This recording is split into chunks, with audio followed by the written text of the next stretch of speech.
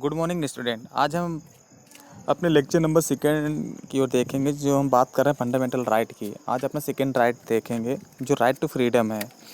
मैं आशा करता हूँ कि आपको राइट टू इक्वलिटी समझ में आया होगा।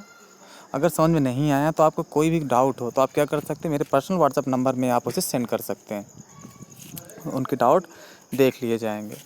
और आप सैटरडे को मीटिंग ज़रूर अटेंड करें अपने डाउट क्लियरेशन का, क्योंकि अगर ये चैप्टर एक बार क्लास यहाँ पर फिनिश हो जा रहा है तो क्लास में ये जल्दी ओपन लिए नहीं जाएंगे। इसलिए आप सैटरडे को अपनी मीटिंग ज़रूर अटेंड करें। अब हम बात करते हैं अपने second chapter right to freedom की हो, जो किस आर्टिकल स्टार्ट होता है। आर्टिकल नंबर 19 से 22 तक हमने राइट टू इक्वलिटी देखा था, जो किस आर्टिकल से किस आर्टिकल तक था, फ्रॉम 14 to 18 हमारा आर्टिकल स्टार्ट हो रहा था। राइट टू इक्वलिटी था। अब हम राइट टू फ्रीडम की ओर बात करते हैं। जो हमारा राइट टू फ्रीडम है, ये क्या करता है, हमें स्वतंत्रता प्रदान करता है। स्वतंत्रता किस तरह की स्वतंत्रताएं प्रदान करता है, हमें आर्टिकल वाइज अभी देखेंगे। लेकिन ये हमारे कॉन्स्टिट्यूशन में क्यों बनाया गया था? स्टार्टिंग में जब हमारे कॉन्स्टिट्यूशन फ्रेमर थे, जो कॉन्स्टिट्यूशन बनाने वाले थे, मेकर्स थे, उनके दिमाग में कई सारे के थॉट्स आ रहे थे। उन्होंने सोचा था कि अगर हम लोगों ने कुछ ऐसी व्यवस्था नहीं की, क्योंकि भारत क्या था, different kinds of the religions cultures को फॉलो करने वाला देश था। अगर भारत कोई इस तरह की व्यवस्था नहीं करता तो आने वाले समय में भारत को बहुत सी प्रॉब्लम फेस करनी पड़ सकती थी। तो ये क्या था, ये उनकी दूरदर्शिता की कह सकते थे उस समय कॉन्स्टिट्यूशन फ्रेम मेकर्स की। तो उन्होंने क्या किया, इन सब चीज़ों को हमारे कॉन्स्टिट्यूशन में रखा, और हमारा कॉन्स्टिट्यूशन आज क्या है, इन सब चीज़ों को अच्छी तरह से फॉलो करा रहा है। कई जगह कोई बहुत सी चीज़ें देखने के लिए मिलती हैं, लेकिन आज हमारे देश में क्या है, हिंदू मुस्लिम सिख ईसाई जितने भी रिलीजन्स के लोग हैं, जितने भी कास्ट के लोग हैं, सब क्या है, एक साथ मिल कर के रह रहे हैं। जो विश्व का एकमात्र ऐसा देश है, और इतना बड़ा लोकतंत्र होते हुए भी उसने अपने आप को क्या कर रखा है, बना करके रखा है, जो उस समय लग ही नहीं रहा था। जितने भी विश्व के देश थे उस समय ये सोच रहे थे कि भारत में डेमोक्रेसी तो सक्सेस हो ही नहीं सकती, लेकिन भारत ने क्या कर दिया, सबको झूठा साबित कर दिया, और भारत में क्या हुई, डेमोक्रेसी सक्सेस है। इस तरह क्या, अब राइट टू फ्रीडम की ओर देखते हैं। हमने राइट टू फ्रीडम में क्या देखा था अपने पहले आर्टिकल 19 यानी कि बोलने की स्वतंत्रता, राइट टू एक्सप्रेशन की ओर बात की थी, जो हमारा 19 का पहला था। उसमें क्या था, बोलने की स्वतंत्रता है। कोई भी व्यक्ति क्या कर सकता है, कुछ भी बोल सकता है, लेकिन उसकी स्वतंत्रता वहीं तक निहित है जहाँ पर किसी की दूसरे की स्वतंत्रता का हनन ना हो। प्रेस की स्वतंत्रता भी इसी में आती है। तो हमने पहले वाले के लिए डिस्कस कर ही चुके थे।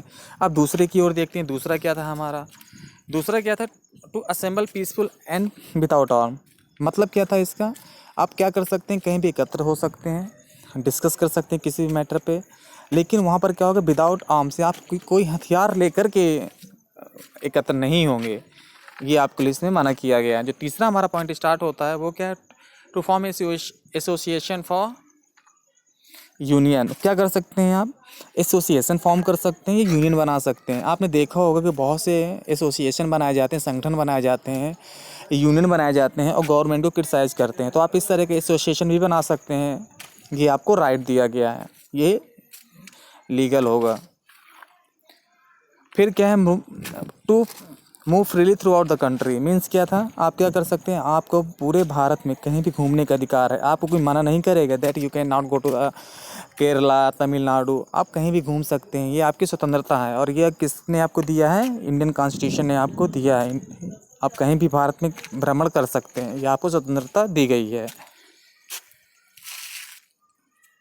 To reside and settle in the part of the territory of India. और जो नेक्स्ट हमारा आर्टिकल है उसमें क्या है, आप उसमें दिया गया है कि आप भारत में घूम तो सकती हैं, साथ में क्या कर सकते हैं, वहाँ पर रह सकते हैं, ज़मीन खरीद सकते हैं। अभी तक क्या था, जम्मू एंड कश्मीर का प्रावधान दूसरा था, आप जम्मू कश्मीर में ऐसा नहीं कर सकते थे, लेकिन अब गवर्नमेंट क्या कर रही है, वहाँ भी कुछ ऐसे चेंज लेकर के आ रही है। अब वहाँ भी ज़मीन खरीदना क्या होगा, पॉसिबल होगा। तो आप क्या कर सकते हैं, भारत में कहीं भी ज़मीन खरीद सकते हैं, कहीं भी रह सकते हैं, कहीं भी ट्रैवल कर सकते हैं।